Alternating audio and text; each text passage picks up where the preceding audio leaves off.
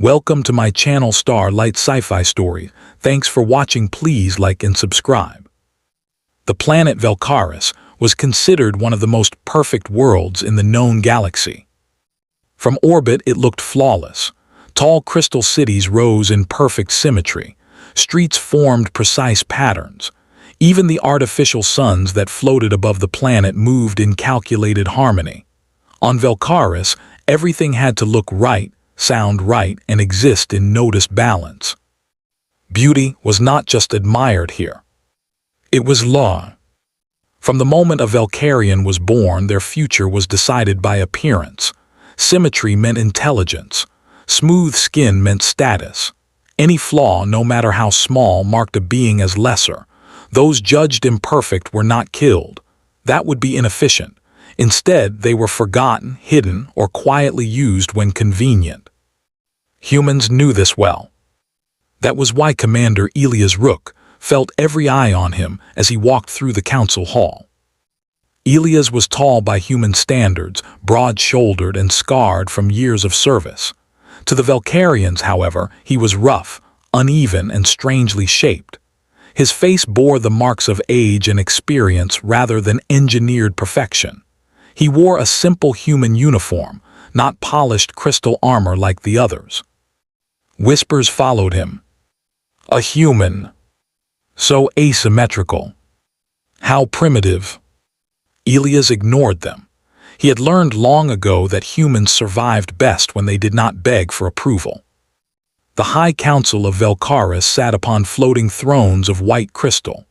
12 beings, each crafted by generations of genetic refinement, stared down at him with cold interest. Commander Elias Rook, one of them spoke, "You are here to finalize a diplomatic agreement between Valkaris and the Human Alliance." Elias nodded, "I am." The council member paused, then continued, voice calm and cruel. "As part of this agreement, you will take part in a ceremonial union." Elias frowned slightly. "A union?" "A marriage," another counselor clarified. "You will marry one of our own." Elias felt a tightening in his chest. Humans had encountered political marriages before, but this felt different. "There is a reason you were chosen," the council leader said. "You are expendable enough to accept this arrangement." That word landed hard. "And who is the bride?" Elias asked. The counselors exchanged faintly amused looks. "She is unsuitable by our standards," one said. "Genetically flawed," another added. "Visually unpleasant," a third concluded. Elias stiffened. "And why would this strengthen relations?" "Because," the leader replied, "if a human can accept what even we reject, it will show your species understands cooperation over aesthetics." In other words, Elias realized this was a test. For him and for her. Refusing was not an option. Doing so would end negotiations and likely spark conflict. Elias nodded slowly. "I will comply." The council smiled. The wedding hall was massive, carved entirely from transparent crystal. Light bent through every surface, scattering reflections across the room. Hundreds of Valkarians filled the space, watching with open curiosity. Some laughed quietly. Others looked almost offended. At the center of the hall stood Elias alone. He waited. Then the doors opened.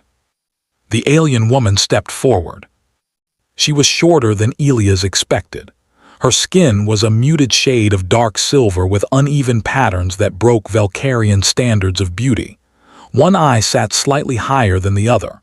Her limbs were strong but not graceful. Her features lacked symmetry.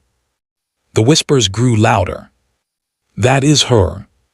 How embarrassing. No wonder they gave her to a human." Elias felt something twist in his chest, not disgust, but discomfort at the cruelty around him. She stopped in front of him and lowered her head. "I am Valith," she said quietly. Her voice was calm, controlled. "I accept this union." Elias met her eyes. They were deep and steady, not broken or ashamed. I am Elias, he replied, and I accept as well.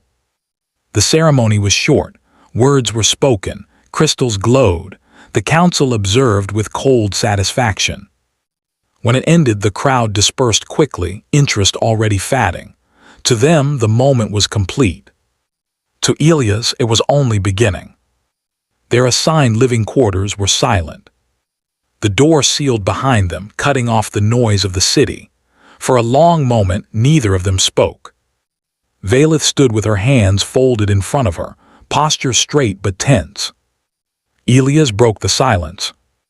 You don't have to stand like that, he said. You're not on display anymore. She blinked, surprised, then slowly relaxed her shoulders. I assumed, she said, that you would prefer distance. Elias exhaled. I prefer honesty.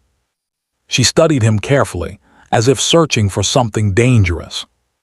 You were told I am undesirable, she said. Yes. And yet, she continued, you do not look at me with disgust. Elias shrugged. I've seen worse things than uneven skin. That earned a brief, almost invisible smile. They sat across from each other. Time passed. Finally, Elias asked, why you? Valeth hesitated, then she spoke softly. Chinese letter, because I do not fit, she said, and because I can survive things others cannot. Elias leaned forward. Survive what? Before she could answer, the room lights flickered. An alarm sounded. A calm, artificial voice announced, energy instability detected in Sector 3. Immediate containment required. Elias stood instantly. That's the main power grid. Valeth rose as well. You should not go, she said. I'm an engineer, Elias replied. I'm going. She paused, then followed him anyway. The energy chamber was chaos. Valkyrian technicians crowded around glowing consoles, their perfect systems failing under unexpected fluctuations. Sparks danced through the air. The artificial sun above the city pulsed dangerously. This should not be possible, one technician shouted. Our models were flawless. Elias pushed forward. Your models don't account for instability, he said. They assume perfection. No one listened. Valeth stepped closer to the energy core. Her skin shimmered faintly. I can feel it, she whispered. Elias turned. Feel what? The flow, she said. It is breaking pattern. She placed her hand on the console. The readings changed instantly. Impossible, a technician confirmed. She altered the output. Valeth closed her eyes. The air vibrated. Slowly the instability faded. The artificial sun stabilized. Silence filled the chamber. Everyone stared at her. What did you do? Elias asked. Valeth opened her eyes. I listened. Later, alone again, Elias confronted her. You saved the city. She looked away. I am not supposed to. Why? He asked. She hesitated, then pulled back the sleeve of her garment. Strange markings glowed faintly beneath her skin. They call them defects, she said. They are adaptations. Elias felt anger rise in his chest. They hid you because you were useful, he said. They hid us, she corrected, all like me. That night, Elias accessed restricted records. What he found chilled him. Valeth's people were not flawed. They were an abandoned evolutionary branch, beings capable of adapting to chaos, surviving radiation, sensing unstable energy. They were labeled dangerous and erased from history. Except her. She was not ugly. She was inconvenient. Elias closed the terminal slowly. Across the room, Valeth watched him, uncertainty in her eyes.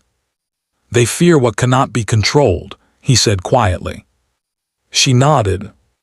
Outside, the perfect city of Valkyris glowed peacefully, unaware of the truth buried beneath its beauty. And Elias realized something important. This marriage was not meant to unite species. It was meant to silence her. and humans had never been good at staying silent. The Council did not speak of the energy incident. Official reports claimed a minor system adjustment, resolved through Valkyrian engineering. Valith's name was erased from the records within hours. The technicians who witnessed her abilities were reassigned or silenced through administrative orders. But Commander Elias Rook noticed the change immediately. Security around their living quarters increased. Surveillance drones hovered closer than before. Conversations stopped when he entered public spaces. Smiles became thin and forced. The Council was afraid. Valith felt it too. "They are watching more closely," she said one night as they sat beneath the dim glow of the artificial stars. "That means a decision has been made." Elias folded his arms. "About you." She nodded slowly. "They will not allow me to remain visible. I have embarrassed them." Elias clenched his jaw. "You saved their city." "That makes it worse," Valith replied calmly. "Perfection must never be proven fragile." 2 cycles later, the order arrived. It came in clean, polished language, carried by a crystalline courier drone. Elias read it once, then again, his blood running cold. Valith was to be transferred to a restricted research facility. For medical evaluation. For public safety. Elias knew what those words meant. Execution without witnesses. "They are not taking you," he said. Valith did not react with surprise, only sadness. "This was always the end," she said. "You were never meant to protect me, only to legitimize my removal." Elias stood abruptly. "I won't allow it." She looked at him then, really looked at him. "You would risk your people for me." Elias met her gaze without hesitation. Humans don't abandon allies. That night, Elias activated a secure channel that had not been used in years. The Human Alliance answered. Admiral Keen's face appeared on the hollow display, scarred and tired. "Commander Rook," she said, "this better be important." Elias transmitted everything. The genetic records, the suppressed history, the execution order. The Admiral's expression darkened. "They lied," she said quietly. "They built a society on perfection," Elias replied, "and buried anyone who threatened that image." A long silence followed. Then Admiral Keen spoke again. "We will not start a war," she said, "but we will not cooperate with injustice." Within hours, human engineers withdrew support from Valkyrian systems. Trade routes were paused. Maintenance on shared infrastructure ceased. No threats, no weapons. Just absence. Valkyris began to feel it immediately. Their perfect systems depended on constant calibration. Without human adaptability, failures spread. Energy grids fluctuated. Transportation slowed. Food synthesis faltered. Panic followed. And then the Council made its second mistake. They accelerated Valith's removal. Security forces arrived at the quarters before dawn. Valith stood calmly as they entered. Elias stepped in front of her. "You will not touch her," he said. "This is not your decision," the commander replied. Elias activated his suit's beacon. "Then this is my choice." Alarms blared. Across the planet, ancient systems awakened. Valith closed her eyes. "They never dismantled the old networks," she said softly. "They feared them too much." Energy surged through the city. The sky darkened as defensive arrays, long dormant, powered on. Valkyrian control systems failed to respond. Valith stepped forward. Her markings glowed brightly now. "I can guide it," she said, "but only if you trust me." Elias did not hesitate. "I trust you."